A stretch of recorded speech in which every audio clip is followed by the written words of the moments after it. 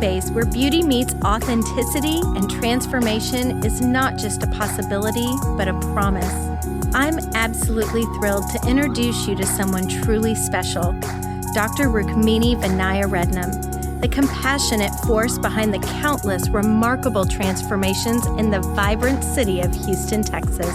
Picture this: every curve, every contour crafted with care and expertise, not just by a board-certified plastic surgeon, but your very own cheerleader for self-discovery and confidence. Get ready to embark on a journey where we explore the art of science of feeling your very best self. This isn't just a podcast. It's your cozy corner of empowerment and inspiration. So pull up a chair, pour yourself a cup of kindness, and let's dive into the Confidence Doc podcast with Dr. Rukmini Vinaya Rednam. Welcome back to the Confidence Doc podcast. I'm Dr. Rednam. I'm a board-certified plastic surgeon here in the Houston area. Today, I have a very special guest who's dear to my heart because it is my own sister, Priya Rednam-Waldo. So welcome to the show, Priya. Thank you so much. I'm so excited to be here with you today. And yeah, just what a fun experience to do with my sister. So I really wanted Priya to come on the show for a couple of reasons. One, she is a mental health expert, and she's going to give us a little more into her background. But two, she's not only my sister, but she's also one of my patients. So I think she has a very unique perspective she can share. So Priya, for our listeners who have never met you, tell us a little bit about your background, your education. Yeah, absolutely. I'd love to share that. I am a licensed therapist and I'm proud to have been educated at the U.S. Military Academy at West Point, as well as Johns Hopkins University. And today I serve as a coach, as well as a CEO of my own private practice. I'm an advocate and strategist for women. And in particular, I specialize in the period from pregnancy to postpartum, because that is a time of great transformation. And I love to empower, especially high achieving, really ambitious women such as you and I, who are professionally driven, but also have the desire to grow a family, and they want to be healthy and supported and well throughout that experience. And so I'm really, really proud of that work and excited to talk about how that is connected to your work as well. I hope I do fall into that category of being a high achieving working woman. And I am a mother as well. There are a lot of women who are in surgical specialties who are hoping to have families, and it can be a very big challenge. How would you approach someone who was like me, who is coming to you? Now, at this point, I've had my two beautiful children and I'm very happy. But what if it was somebody who hadn't had children yet and is in the type of specialty that I'm at? How would you even approach that situation with them? Yeah, great question, because so often all of the narrative has been very reactive. Like, wait until you already are pregnant, wait until you are really struggling in order to figure out a plan. But my approach is the earlier that you know that you want to start a family, you can start to engage in really proactive planning. And in particular, when you are a highly specialized, highly driven professional, that takes a lot of care. And it isn't a approach that you can just kind of wing. It really needs to be thoughtful. And a huge part of what I do is sitting down, getting to know women on a really deep level, getting to know their goals professionally and otherwise, and really building a step-by-step, simple but very individualized approach to ensuring that they are able to achieve their goals for family and profession, but they're able to do it in a way that's really healthy. So often women can do anything, right? There's nothing that a group of motivated women cannot accomplish in this world, but we often do it at a great cost to ourselves, great sacrifice. And what we know is that it does not have to be that way. In working with hundreds of women myself, I know all of these high achieving women, when they're able to proactively plan with expert guidance, they're able to be really well and actually enjoy bringing home a new baby, or however their baby joins their family. And they can go back with a set plan in place to their professional work as well. I think you're right. With planning, it's unbelievable what can be achieved. And obviously, there can always be difficulties with fertility. There can be difficulties with family support. But that's why, just like with what I do, it's always important to be able to seek out help and to have people who will be supportive of you. Absolutely, right? We are not meant to do this alone. I certainly, right? I have 4 kiddos of my own, and I could not have done that without your support, right? As my sister.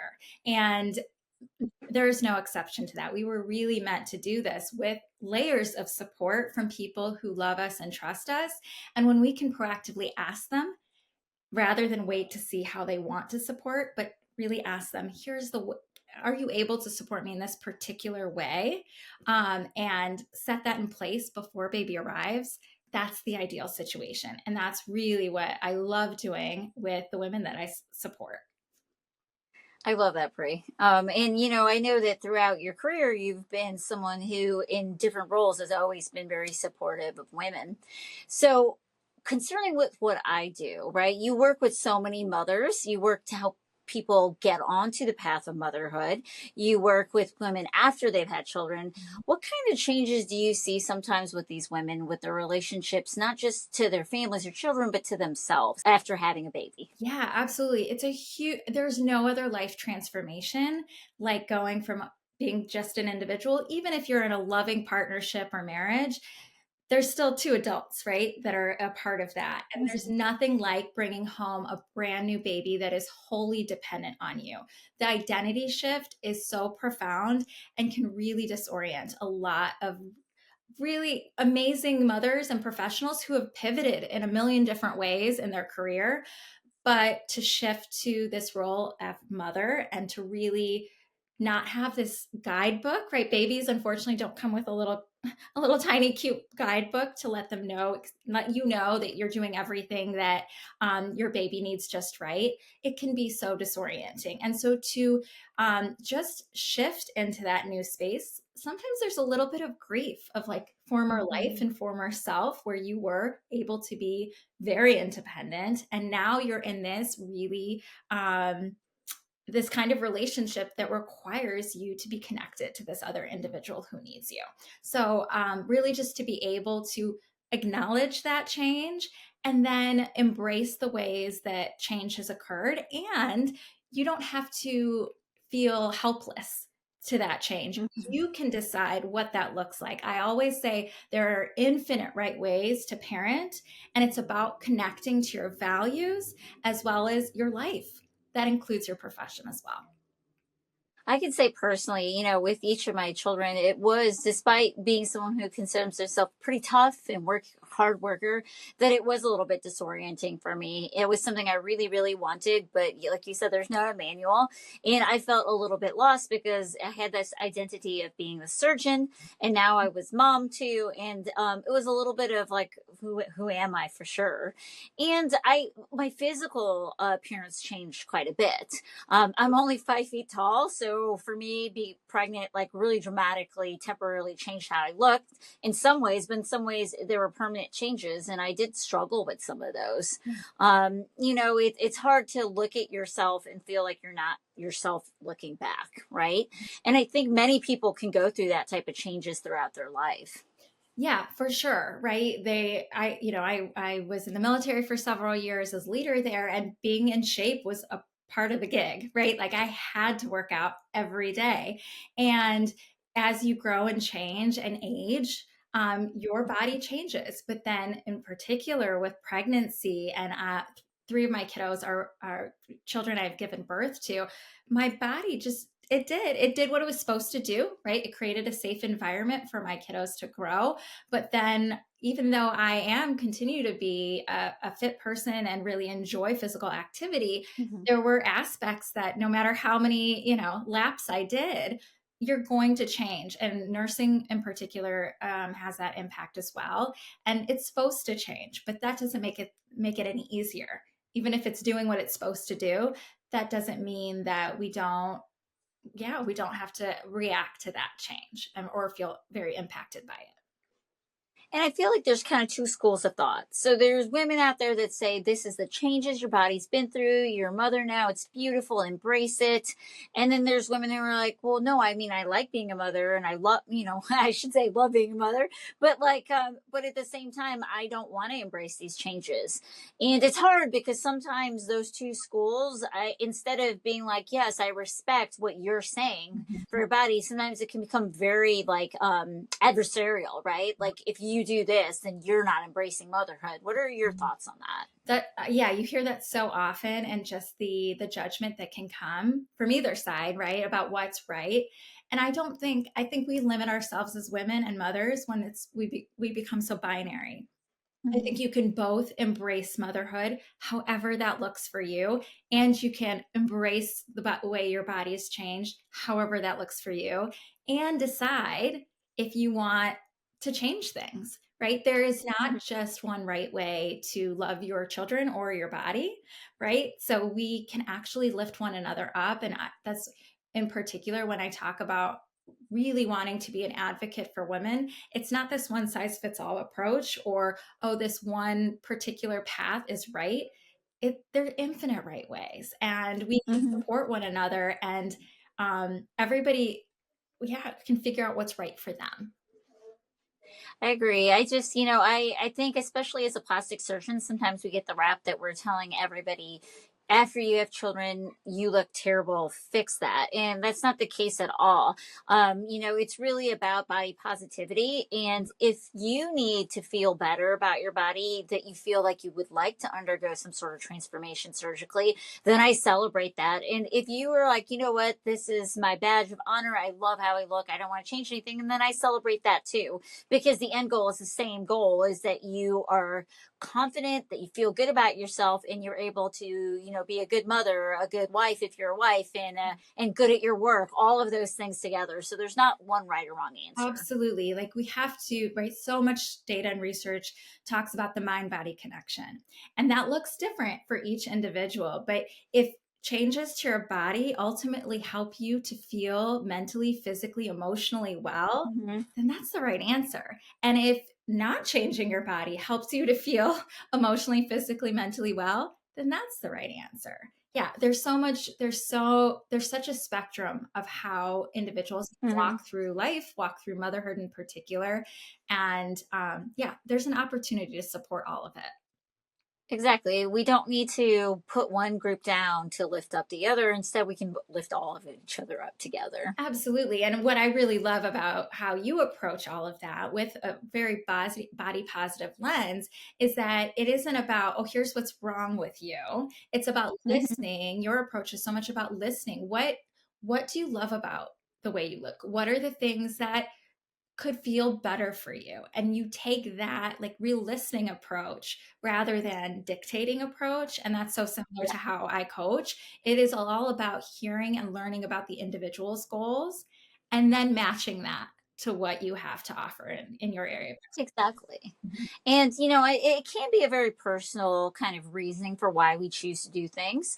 But let me ask you, in your case, since you're my sister, I got to push you a little more. Absolutely. I'm an It's open book. what really pushed you? What pushed you? Because you obviously we've known each other our whole lives, and you know me ever since I finished my plastic surgery training. But what really pushed you to say, "Hey, I think I want to explore options, and I would like to, change my body contour." Yeah, I would point to two things in particular. Most importantly was trust, right? I knew that if you were doing all of the surgical work, that I would feel 100% trust, right? You've even performed surgery on my child before. And that is a no brainer for me to be able to trust the individual, and not just in terms of the procedure, but every step along the way. So every Mm-hmm. individual from your team that I interacted with reinforce that trust.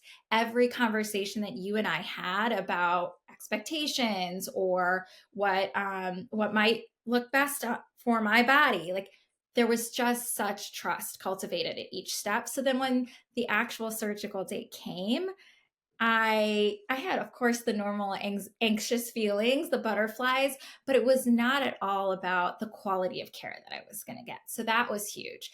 The other piece was you really gave great advice, and I know that you share this with all of your patients about how to best prepare for surgery. And for me, somebody who already is physically active a lot, just to be able to know, hey, I am doing all of the things on my end to have a successful outcome, that was really helpful.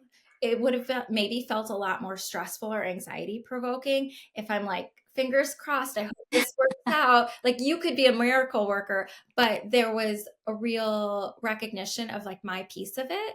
And that was Mm-hmm. really helpful for me as someone who recognizes that anxiety comes up in my own life. I like to know that I feel a sense of control in some area. Mm-hmm. And even with the aftercare, like, it was just so clear how I could be in the driver's seat of ensuring like great outcomes. Oh, well, that makes me feel really happy. So I have to share this story again because this is my sister. We went on a big family vacation several weeks before surgery, and as sisters do, we got in a massive fight. Um, and the two of us were kind of going at each other, and I said, "I'm going to cancel your surgery." She's like, "Fine, do that." Well, needless to say, we made up because I love this woman so much. And things turned out great. I will tell you that doesn't happen with my regular patients. Yeah, yes. um, but, it's always funny, something we can kind of laugh about now. Yeah, it's such a unique part of sisterhood, right? That you can go from best friends to like sworn enemies in the matter of a few minutes, and then back to best friends before you know it. You know it. Yeah, yeah. Before that, certainly before that vacation was over, we were thick as thieves again. So tell me, it's been how much, a year since you had your No, surgery it's been or more? almost 2 years. Oh, wow. Yeah, this Okay. October, And 2 years. And Priya had a mommy makeover surgery. And tell me what you feel you've seen that's changed in how you feel about yourself since that surgery. I will say the times that I notice it most in like just a beautiful positive way is when I am dressing professionally, because I can, when I'm in my sweats, which of course I enjoy Hmm. as well, you don't really kind of notice the those changes as much. But when I'm Yeah. getting dressed, putting on my cute pencil skirt, or putting on a blouse like this, and just really wanting to feel my best, and the confidence that comes along with that when I am on a stage talking to hundreds of people. Like, I want to feel like the confidence that I have in myself, my abilities, my mind matches the way that I feel in my clothes and in my body. And those are the times that feel like amazing. But also, I kind of love that on my day to day, when I'm not, really in my professional space, that I don't notice it so much. I feel like Hmm. myself. I don't feel like, oh my gosh, who is this? This body doesn't match who I am authentically. And as somebody who really believes like the key to wellness is living an authentic life and being an authentic self, I love that I also don't notice it majority of the time. I love that. And I don't think I've actually had somebody say it that way, but that's the truth of it, is that it isn't for you to every day feel like, man, I'm sparkly brand new. It's for you to feel like you. That's like literally the best feeling in the world, is just to feel like That yourself. integration. And people will often ask me, because I am transparent, given the individuals that I work with, women who are in this very specific pregnancy to postpartum phase. People will ask me, oh my gosh, how did you have kids and, look great? And I will very openly say, when I knew I was done having, being pregnant and giving birth to children, I have this amazing sister, and I went through a mommy makeover. And I share that because I do want people to know, like, they this is something that is not doesn't need to be stigmatized. We don't need to whisper Hmm. about it. We can feel proud of it. And in particular, if they ask me about it, I talk about that integration of, oh yeah, I did this thing. Yes, it changed my body in some ways, but I absolutely feel like myself. So if you're Yeah. worried that you're going to lose something, I don't know that that would be the experience. It is change, but it isn't necessarily a loss. Yeah, my hope is that for most people it is a gain. And I think that's what most plastic surgeons want, is that we want our patients to walk out feeling amazing and feeling great. I think there's still some stigma to women undergoing this, and it being considered selfish. How would you respond to someone who's like, well, what you did was selfish? Yeah, I hear that word in particular, that buzzword, all the time with especially career-driven women Mm-hmm. who are entering motherhood, and I just think when we really need to, as women in particular, change that narrative, eliminate that word. To do something for yourself is actually a really wonderfully generous act, because what ends up happening with that mind body connection is Mm-hmm. you feel like this best version of yourself, and in turn, everybody else benefits from that best version of yourself, whether it is your kiddos, your partner, your spouse, or your workplace. So, this idea that to pour into your cup rather than walk around with an empty cup all the time is somehow selfish. To me, it just doesn't make any sense. And so, we can start really changing the language that we use in order Mm-hmm. to change the narrative. I love that. That's really wonderful. Yeah, I mean, there's nothing wrong, and it's funny. Word is selfish in itself is not always. It's not wrong to do something for ourselves, right? It's changing the narrative and changing the language that we're using, because selfish in itself is a bad word, but doing something for ourselves is not necessarily something bad at all. Yeah, and I find when we really pull back the layers of where that comes from, it doesn't actually come from women and advocates like you and I, who it Mm-hmm. comes from some other societal narrative, and we don't have to listen to that voice in our head. We can ideally we mute it, but we can at least turn down the volume and turn up the volume to what we want for our lives. And we can engage with people and support systems. Remember those layers of support that I talked about Uh-huh. before, that want to be our cheerleaders, that want to be in our corner and want to support what we want for our lives.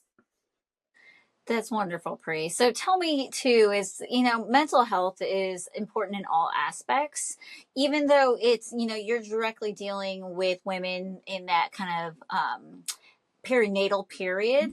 What would you say overall how you would approach somebody who's wanting to have plastic surgery, and we've gotten past this point of, okay, I can do something for myself. Yeah. What are other tips you would give them on preparing for surgery from a mental standpoint? Yeah, I just as I would during from pregnancy to postpartum, when we are going through some sort of big change in life, to be really mindful. So, what does it really mean to be Mhm. mindful? It means that we're not reactive. We are not just again crossing our fingers. We're sitting down and really. A big part of what I start with a lot of my clients is visualizing. What are Mhm. your hopes? What do you ideally want this period to look like? From not just surgery on, but prior. Mhm. What would be helpful and supportive for your wellness?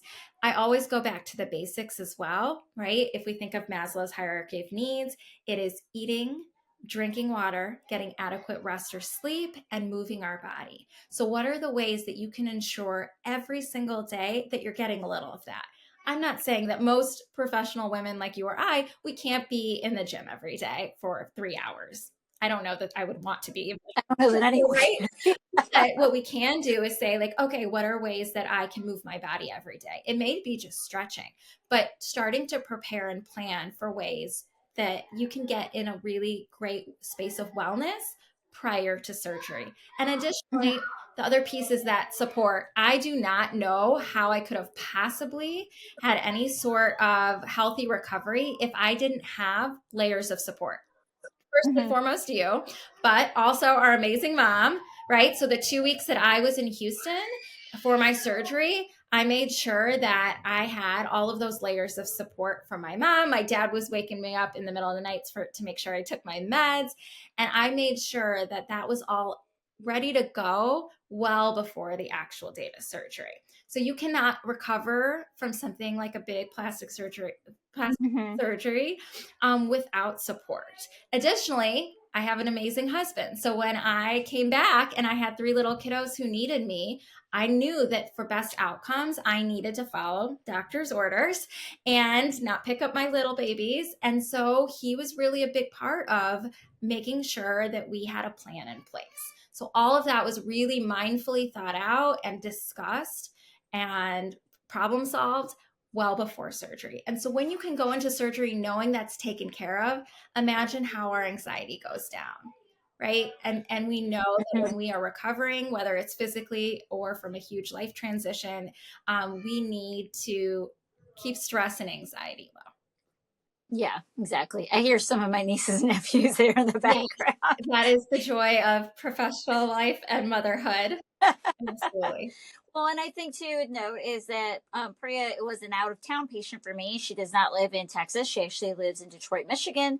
And so it was even more planning. I do have a lot of out of town patients. And so it does require a little bit more planning from a safety aspect and from a mental preparation because you're not in your usual environment while you're recovering in those early days.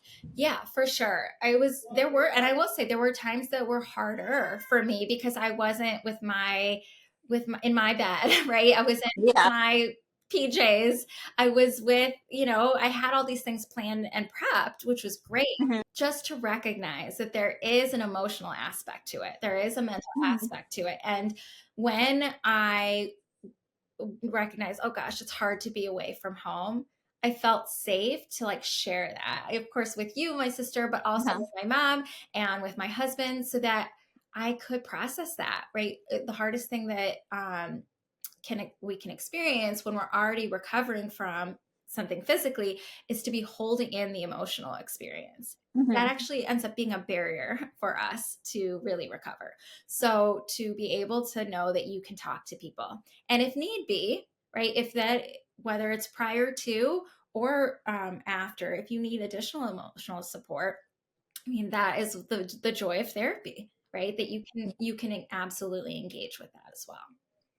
Well, and then we just need to put more emphasis in our general lives that we take care of our bodies when our bodies are not doing well. So our minds are part of our bodies. So if we're not doing well there or we're having a challenge there, then we need to treat that the same way as we treat someone having the flu. We have to then go out and seek that help so that we can get better. Absolutely. And often our bodies will tell us that something is off prior to the emotional and Hmm. mental challenges. So just as you would as a physician tell someone, hey, if you're feeling like pain, if you're feeling uneasy, like make sure you reach out to me and we'll figure it out together. Uh-huh. Thinking deeply, okay, if you're feeling stressful, if you're feeling more headaches, if you're like, right, not just to take care of the body component, but you may need to check in with yourself and say, is there an emotional mental component that needs to be cared for as well? And that's often been given this label of like if you need mental care, whether that's around surgery time or other times, that it means that you're weak. And it by far is absolutely the opposite. Yes, that's another narrative to really change, right? What an act of strength to recognize that you need some support, you need some assistance, and reach out for it. There is no glory in suffering.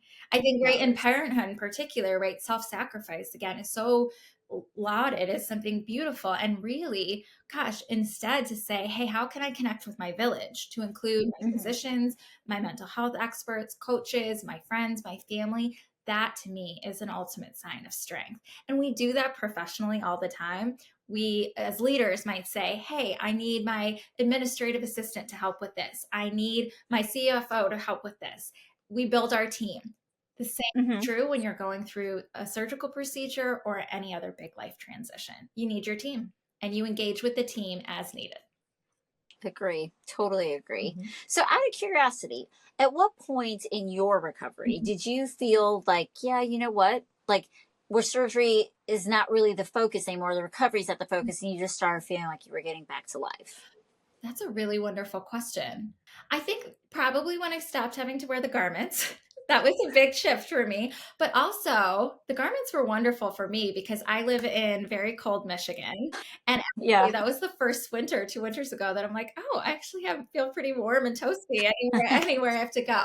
But yeah, I think that period where it didn't need to be top of mind because it wasn't a part of my daily routine anymore.